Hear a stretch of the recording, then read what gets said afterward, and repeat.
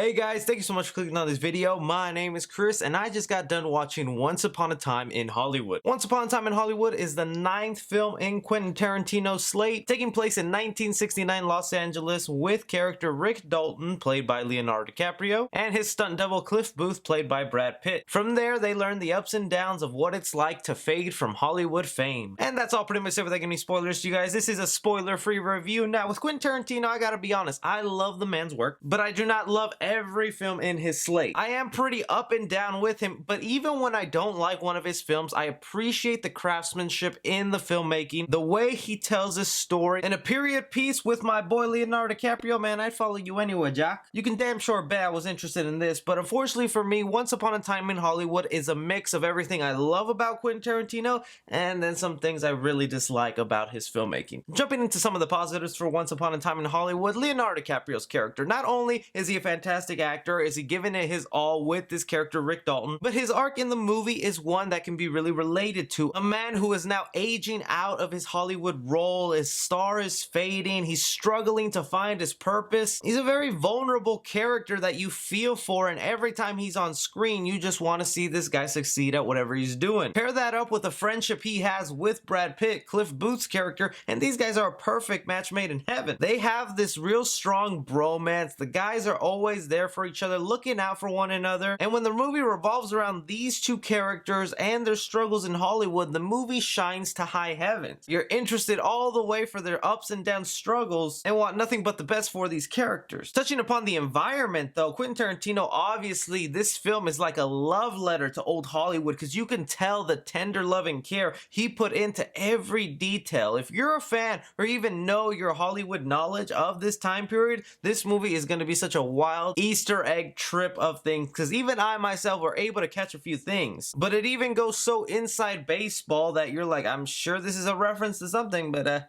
I don't get it. The recreation of Hollywood, the costumes, and the soundtrack mixed in, you really feel like you're captivated in this one time period of Hollywood, so you have no problem getting immersed in the story Quentin Tarantino is trying to tell you. Bonus points for me because I got to see it in 35mm, just like Quentin Tarantino would have liked, and the cigarette burns and the layer of aesthetic that it adds to the film really kind of enhances what you're watching. Recommended if you get a chance out there. But getting to some of the things that sort of bothered me about this movie. For one, this movie has a lot of things going on with it. So obviously you have these two made up characters, Rick Dalton and Cliff Booth. Everyone else around them are real people that existed. Bruce Lee, Sharon Tate, the Manson family, all those people. And you have to know, even though Sharon Tate, played by Margot Robbie in this film, which she does a great job in it, she's given a significant amount of screen time, but the movie isn't about her. It's just a background item that's really a setup for the final act that is phenomenal in my opinion, and was a payoff I was very happy with. But therein lies my problem with this movie, because it is 2 hours and 40 minutes long, and I think this film, someone is gonna find a way to edit it down to about 2 hours or maybe even an hour 45 minutes, and the film would work, I think, 10 times better, at least for me, because there are very dragged out scenes where Quentin Tarantino really wants to focus on something here just to build the aesthetic of these people existed. It's the 1960s. Are you digging it? Because I'm digging it. We can tell you're digging it, Quentin. The movie really is divided up by segments. Once you cut to another scene, whatever that scene is predicating, you're gonna watch a mini story about that for the next 20 minutes. And all these segments are supposed to loosely connect with characters that interact with each other. It's like watching Pulp Fiction in order instead of the out of place order that the movie was. And that is just very famous Quentin Tarantino storytelling, but it felt more like I was watching 3 or 4 mini movies that were just combined into one big movie. Some of these segments get so wild that you have flashbacks within a flashback, and then the odd choice to have one line of narration in the very beginning of your movie, and then towards the third act it's like 40-50 lines of narration, but there was never any narration all throughout the film. It catches you very off guard, and like I said, it's done for a purpose towards the end of the film just to get you all caught up with what's about to happen on screen. But even with these negatives aside, of things that really bothered me, the dragging out the story, the segments within a movie that don't don't really connect all that great, but work nicely as separate pieces. Not to mention the fact there's not really a plot in this movie, a cause and effect that motivates the characters to get something done. It's more about the theme of friendship and that my star is fading, now what do I do? There's not a, I need to do this, and if I do it this way, I'll get here. It's just, I feel this way, and you're gonna watch me feel this way until maybe I feel better by the end of it. Oddly enough though, with those crazy negatives, it is just something expected with Quentin Tarantino, and maybe I'm just used to it by now, or just the unique way he does it. I'm still able to enjoy this movie because you can't deny the man knows his dialogue, the man knows how to build characters you like, because all these characters, especially the two made up ones, Brad Pitt and Leonardo DiCaprio, I really enjoyed and would love to see more of these two guys together. So I did like my time in Once Upon a Time in Hollywood, but I didn't love it, and I found it very frustrating because there is an amazing, well-cut, tightened up movie in here, but Quentin Tarantino's love of old Hollywood dragged out so many things, and a lot of the homages went a little too far that strayed away from your main narrative. So for Once Upon a Time in Hollywood, I'm gonna give action 2 stars. There isn't that much except for the obvious Bruce Lee fight you see in the trailers, and then the crazy wild ending of this movie. Commenting in the movie, I'm gonna give it 3 stars. I found myself laughing a lot in here. Leonardo DiCaprio and especially Brad Pitt's character, very funny in the film, so I think you will be chuckling. Drama in the film, I'm gonna give it 3.5 stars, and for a Quentin Tarantino film, that's actually pretty sad for me. Only because while I enjoyed it, there really isn't a story here. It's just moments and memories and segments cut up together that loosely fit some sort of narrative and themes of friendship and fading out stars. Horror in the film, I'm gonna give it 1 star, and like I said, it's for that ending that, man,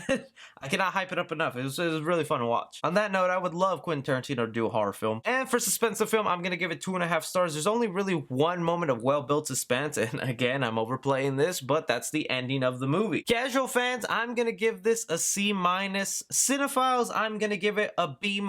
And critically, I'm going to give it an A-. For Once Upon a Time in Hollywood, if you are a Quentin Tarantino fan or even a Leonardo DiCaprio fan that wants a good performance, I suggest you watch this in theaters.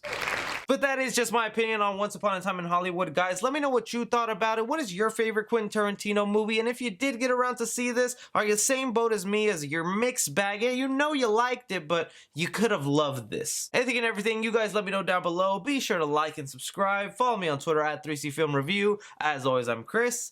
Take care.